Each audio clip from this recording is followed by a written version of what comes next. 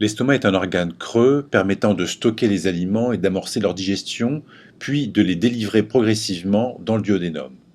La production d'acide chlorhydrique est une fonction spécifique de l'estomac. Nous voyons ici la projection de l'estomac sur le cadre osseux, ici l'estomac isolé, et enfin nous reprendrons cette vue péropératoire d'un prélèvement multi-organes avec le schéma correspondant. Vous voyez que l'estomac a globalement une forme de J avec une petite courbure et une grande courbure. Il est situé dans la cavité péritonéale et dans l'étage susmésocolique. Il occupe l'hypochondre gauche et est caché partiellement par le lobe gauche du foie. La petite courbure gastrique se projette en regard des vertèbres T11 et T12. Les dimensions de l'estomac varient en fonction des individus et du repas. En moyenne, il mesure 25 cm de long, 10 à 15 cm de large et peut contenir jusqu'à 4 litres de nourriture. Lorsqu'il est vide, il est aplati. L'estomac présente 5 régions. Le cardia est l'orifice à l'extrémité supérieure de l'estomac par lequel passe le bol alimentaire arrivant de l'œsophage abdominal. Le fondus est une région en forme de dôme au-dessus du cardia. Les aliments peuvent être stockés temporairement à ce niveau. Il peut aussi contenir de l'air et former ce qu'on appelle la pochère gastrique, visible sur une radiographie d'abdomen sans préparation. Le corps est la principale zone de l'estomac, c'est le lieu de la décomposition des aliments. L'antre pylorique est une zone rétrécie faisant suite au corps, c'est un lieu de stockage des aliments décomposés avant d'être déversés dans le duodénum. Avant cela, les aliments doivent passer par une zone rétrécie, entourée par un sphincter, c'est le pylore, avec le sphincter pylorique, qui contrôle la vidange du contenu gastrique vers le duodénum.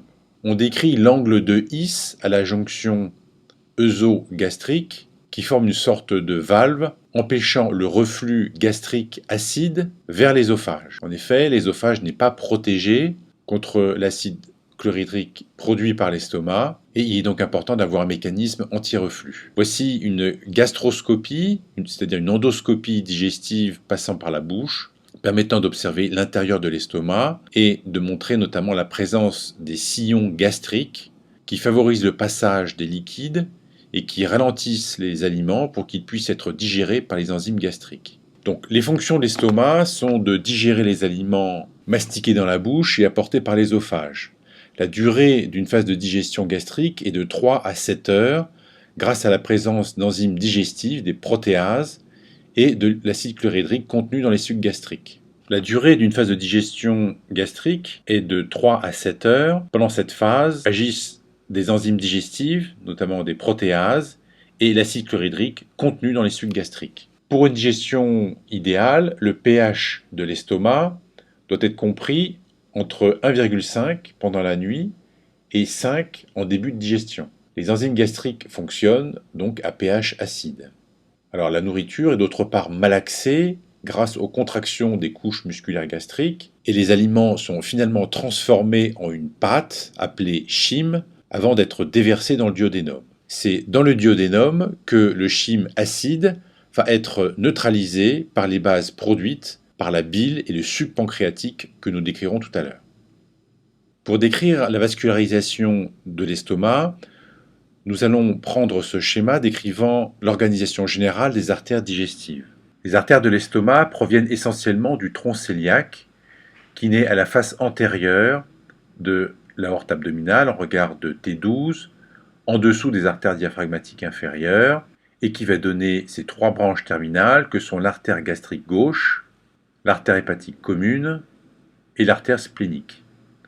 Ce mode de division est très variable et je rappelle que le tronc cœliaque est entouré du plexus solaire à son origine.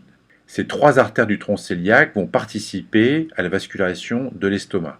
L'artère gastrique gauche est ascendante vers le cardia et la petite courbure, puis va se diviser en 2 branches qui suivent la petite courbure, une branche antérieure et une branche postérieure. Ces 2 branches cheminent entre les 2 feuillets du petit omentum.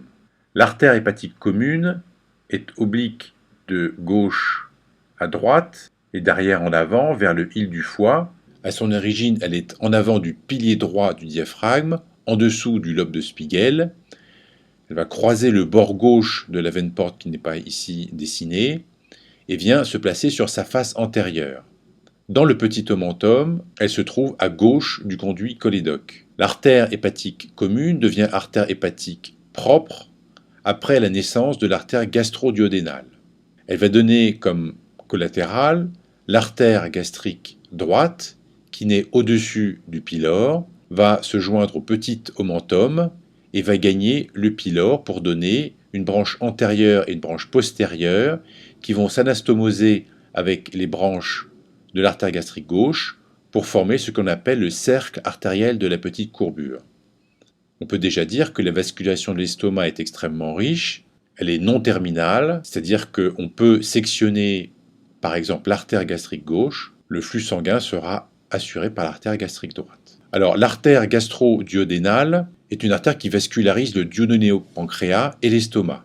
Elle donne l'artère pancréatico-duodénale supérieure et postérieure, l'artère pancréatico-duodénale supérieure et antérieure, et l'artère gastro-omentale qui chemine en arrière du premier duodénum, à la surface antérieure du pancréas, puis vient rejoindre la grande courbure de l'estomac et va s'anastomoser avec l'artère gastro-omentale gauche, qui est donc une branche de l'artère splénique. On a ainsi constitué le cercle artériel de la grande courbure. A noter que l'artère splénique va donner des artères pour la face postérieure de l'estomac, qu'on voit ici en transparence, l'artère gastrique postérieure, et elle va aussi donner des vaisseaux courts pour la région du fundus et la grande courbure gastrique. Ces vaisseaux courts empruntent l'épiplomb gastro-splénique. A noter qu'il existe des groupes ganglionnaires ou des lymphonoeux à l'origine de chaque artère naissant du tronc cœliaque. La vascularisation lymphatique de l'estomac va donc suivre en sens inverse les artères digestives. Le cancer de l'estomac est un cancer très lymphophile avec un taux de métastase ganglionnaire généralement élevé. Concernant la vascularisation veineuse, nous allons prendre ce schéma de référence qui sera revu à l'occasion de la description de la vascularisation des autres organes de la cavité abdominale. Le tronc porte va drainer la majeure partie du sang digestif. Pour l'estomac, nous avons aussi la formation de cercles veineux de la grande et de la petite courbure. Le cercle veineux de la petite courbure va rejoindre soit la veine gastrique gauche qui va se joindre à la veine porte, soit la veine gastrique droite qui rejoint elle aussi la veine porte. De la même manière que nous avions des artères gastro-épiploïques ou gastro-omentales pour la vascularisation de la grande courbure, eh bien, nous avons au niveau de l'estomac des veines gastro-omentales gauche et veines gastro-omentales droite qui vont former un cercle veineux de la grande courbure. La veine gastro-omentale gauche retrouve ou se jette dans la veine splénique à gauche, et la veine gastro-omentale droite va rejoindre le tronc veineux gastrocolique de Henle qui se jette dans la veine mésentérique supérieure. Concernant l'innervation de l'estomac, celle-ci est sous contrôle d'un système nerveux pariétal propre, rythmant les contractions, c'est une sorte de pacemaker physiologique, et ce système nerveux intrinsèque est modulé par des systèmes parasympathiques et sympathiques, le système parasympathique étant principalement constitué des nerfs vagues. Le système sympathique ralentit le péristaltisme intestinal de manière générale, alors que le système parasympathique augmente les sécrétions digestives et le péristaltisme intestinal.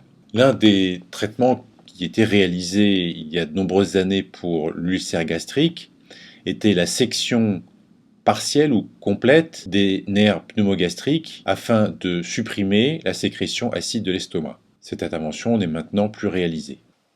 Alors à l'aide de cette planche, nous allons aussi pouvoir commencer à décrire les rapports de l'estomac, en particulier les rapports antérieurs, et nous décrirons les rapports postérieurs sur la planche suivante. Vous voyez ici que l'estomac est partiellement recouvert par le lobe gauche du foie et la partie inférieure du grille costal gauche. On reconnaît d'ailleurs sur cette vue péropératoire le bord antérieur du foie, que je montre ici.